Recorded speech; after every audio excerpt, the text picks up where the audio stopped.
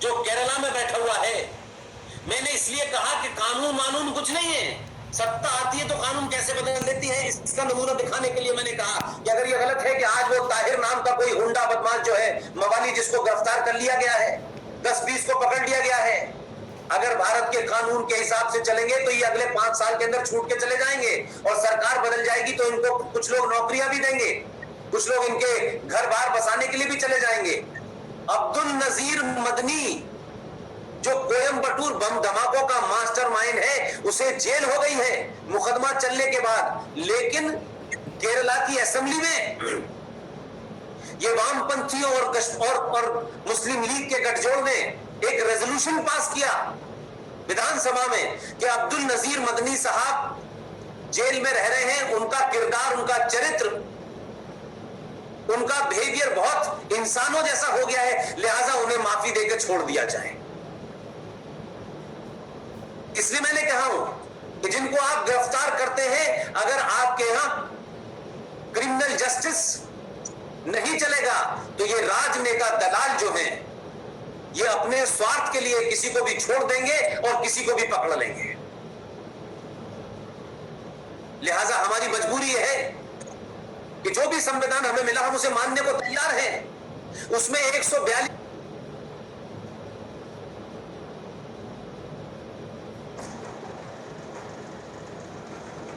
तुम मुझ पे भरोसा करती हो कि नहीं आर्या? 42 बार तो आपने संशोधन कर दिया, और जो लोग चिल्ला चिल्ला के जय भीम और जय भीम का नारा लगाते हैं, उनसे पूछो कि जिस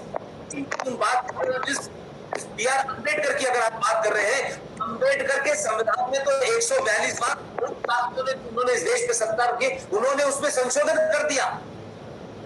बी.आर. अम्बेडकर के संविधान में तो लिखा था कि 10 साल से ज्यादा रिजर्वेशन नहीं होना चाहिए। बी.आर. अम्बेडकर के उस संविधान में तो लिखा हुआ है आर्टिकल 26-25 के तहत कि आपको अपने मजहब की उस मजहब को आप प्रोपेगेट कर सकते हैं, प्रोफेस कर सकते हैं, लेकिन साथ में यह भी लिखा हुआ है कि right to propagate and right to practice of your religion, but it's subject to the public order and morality. यह भी लिखा है संविधान में। लेकिन यह अजीब बात है कि संविधान में इस बात को लिखा है तो उस पर तो आप सड़क पर नमाज पढ़ेंगे, आप इस देश के पब्लिक ट्रांसपोर्ट को रोक देंगे, आप 5 बार एक मोहल्ले में 10-10 मस्जिदें चिल्ला चिल्ला करके 5 बार अजान की माइक पे आप लोगों की फीस डिस्टर्ब कर देंगे। पब्लिक ऑर्डर को भी नहीं मानते क्योंकि संविधान में लिखा हुआ है, ऑर्डर को भी नहीं मानते। तो पब्लिक ऑर्डर भी हमने देखा इस कोरोना के जमाने में, पब्लिक ऑर्डर की भी धज्जियां उड़ाई। अथॉरिटी का हाल यह था कि जो डॉक्टर आपकी मदद कर रहे थे, आपका इलाज कर रहे थे, आप हत्या कर रहे थे। मुझे लगता है कि आर्टिकल 25 से लेकर 30 तक के चारों आर्टिकल को तत्काल प्रभाव से समाप्त किया जाए, संसद में बहस हो। ये नहीं हो सकता क्योंकि आपके मजहब लिखा है कि आप प्रोपेगेट करेंगे। तो एक बात आपके मजहब में प्रोपेगेट करना हिस्सा नहीं है। इस्लाम के जो 5 टेनेंट है उसमें प्रोपेगेशन नहीं है, लेकिन आप प्रोपेगेट करके क्या करते हैं? आप लोगों को डराते हैं, धमकाते हैं, कन्वर्ट कर देते हैं। और आप तो इतने इंसानियत के दुश्मन हैं। कोरोना के दौर में जो डेली मजदूर होते हैं, वो मजदूर जब तमिलनाडु से अपने घर जा रहे थे तो तमिलनाडु में भी इस्लामिक आतंकवादियों ने उन्हें मस्जिद में रोका और कहा कि आपको खाना जब ही मिलेगा जब आप कलमा पढ़ेंगे और नमाज पढ़ेंगे। तो ये कौन सा प्रोपेगेशन का तरीका है? आपको पता है ना दुनिया में क्या हो रहा है? आपने ऐसे कैसे किसको घर में आने दिया? रिलैक्स बेटा, ये अर्बन कंपनी से है। लेकिन ये बात चर्चा में आएगी तो लोग कहेंगे देखिए साहब, ये तो बड़े राइट विंगर लोग हैं, ये तो बहुत ही अतिवादी लोग हैं, एक्सट्रीमिस्ट लोग हैं। लेकिन अब पूरे देश में ये आवाजें उठ रही हैं। इन आवाजों को वैंकूवर से लेकर के न्यूयॉर्क, न्यू जर्सी, कैलिफोर्निया और देश भर में जहां जहां भी भारत वंश के लोग हैं, उन सब की ताकत, उन सब का योगदान और उन सब की भावनाओं में ये प्रदर्शित होना चाहिए भारत में क्या हो रहा है। ये समय तो बैठने का नहीं है। अगर आज आप चुप बैठे तो आने वाली जनरेशन के पास मुंह खोलने की तो बात सोच छोड़ दीजिए, आने वाली जनरेशन जीवित ही नहीं रहने वाली है। जो लोगों को नफरत हिंदुत्व से, सनातन से इतनी हो कि वो सनातनी जिस गणेश को पूजते हैं, जो इनकारनेशन जिसका हाथी जैसा है, उस हाथी की जो एक फीमेल 15 साल की थी गर्भवती, उसको इसलिए मार देते हैं तो इसको हिंदू पूजता है। और इस पे चर्चा करना इस देश में नहीं, देखिए वो तो कुछ ऐसे लोग थे, वो भटके हुए लोग थे। तो कश्मीर में भी भटके हुए लोग हैं, मालदा में भी है, मेरठ में भी है, मुरादाबाद में भी है, संभल में भी है, अलीगढ़ में भी है, आजमगढ़ में भी है। भाई सब जगह यही भटके लोग हैं। ये भटके लोग अपने बाप को नहीं मारते, ये अपने सगे भाई को नहीं मारते। ये भटके हुए लोग खतरी तक को मार देते हैं क्योंकि वो हिंदुओं की एक आराध का मामला है, उनकी पूजा का मामला है, उनकी भावनाओं का मामला है। तो ये भटकाव एक तरफा नहीं हो सकता। ये भूले और भटके की चादर इस देश में बहुत तक बनाई गई है। ये कमजोर लोग हैं, ये डरे हुए लोग हैं।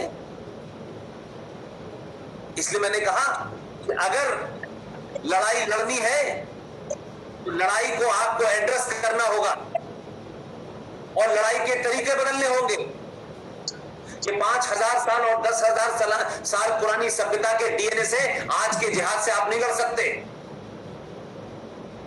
ये जिहादी हथियारों से भी लड़ रहे हैं और सब्जियों पे थूक करके भी लड़ रहे हैं। इन्होंने कोई रास्ता छोड़ा नहीं है। एक ऐसा युद्ध है कि इस युद्ध में आप शामिल होना चाहे न चाहे, ये कहकर कि आप युद्ध से दूर रह सकते हैं, लेकिन ये दुनिया का पहला ऐसा युद्ध हो रहा है कि ये युद्ध चाहता है कि आप इसमें शामिल हो। लिहाजा आप चाहे तो चिल्लाएं, बोल सकते हैं तो बोले, लिख सकते हैं तो लिखें, पैसा दे सकते हो तो दें, नहीं दे सकते हैं तो भी कोई बात नहीं। और इन सब चीजों में से कुछ नहीं कर सकते तो चाहे रविंद्र पंडिता हो, ललित अंबरदार हो, जीडी बख्शी हो, आरएसएस हो, सुशील पंडित हो, ये लोग जो चिल्ला रहे हैं उनके साथ पूरी ताकत से खड़े हो जाइए। ये कम बड़ा कंट्रीब्यूशन नहीं है। ये संजीव भाई जैसे लोग, ये भी वहां जाकर के इन्होंने संघर्ष किया होगा, अपने जीवन को स्थापित किया होगा।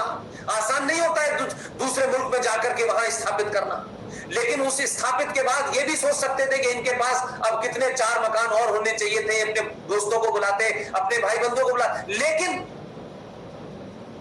आईसीसीआर में नौकरी करने के बाद जो कुछ इन्होंने सीखा, इन्होंने आज साबित कर दिया कि गुड़गांव और वैंकूवर के बीच में डिस्टेंस बहुत है। वीजा चाहिए, टिकट चाहिए, लेकिन आधुनिक युग के उन माध्यमों को चुना कि मुझे ये लग ही नहीं रहा है कि मेरे कमरे में सब बैठे हुए और मैं सबसे बात कर रहा हूं। वैंकूवर की दूरी मुझ में और इसमें मात्र 2 फीट की है। ये सोच ही, ये विचार ही संजीव भाई जैसे लोगों का इस बात को प्रदर्शित करता है। 100% हाइजीनिक वैक्सिंग, वो भी घर पे, अब पॉसिबल है। Introducing UC safe roll on waxing. अब कि अगर दुनिया में कोई एक सच्चाई है, उस सच्चाई का नाम है मां। एक वो मां होती है जो हमें और आपको जन्म देती है, लेकिन एक वो मां होती है जिसे हम धरती मां कहते हैं, जो हमें पालती है, जो हमें जीवित रखती है। उस मिट्टी में जब हम खेलते हैं तो हमें अपनी संस्कृति की उसमें से खुशबू आती है। वो गरीब हो वो अमीर हो ये महत्व नहीं होता।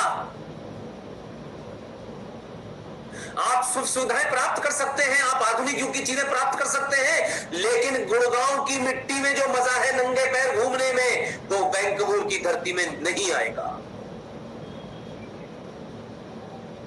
इसलिए मैं फिर एक बार ये कहूंगा कि मुझे खुशी है, मैं कुछ कुछ लिखता रहता हूं, कहां कहूं कैसे कहूं। ये 2-3 बातें मैंने लिखी हैं क्योंकि आपकी इस जो आयोजन समिति है जिसने ये पूरी टॉक्स का आज इंतजाम किया है, उसका नाम भी संस्कृति रखा है आपने। मैं कहता हूं कि प्रकृति और संस्कृति मजबूत हो तो गुलामी दस्तक नहीं दे सकती। प्रकृति को बचाया ऋषि मुनियों ने, जो अब आधुनिक युग में साइंटिस्ट कहलाते हैं। संस्कृति के बिना संस्कार नहीं, और संस्कार के बिना मां प्रकृति और मां भारती का बचाव नहीं हो सकता। ये मुमकिन ही नहीं है।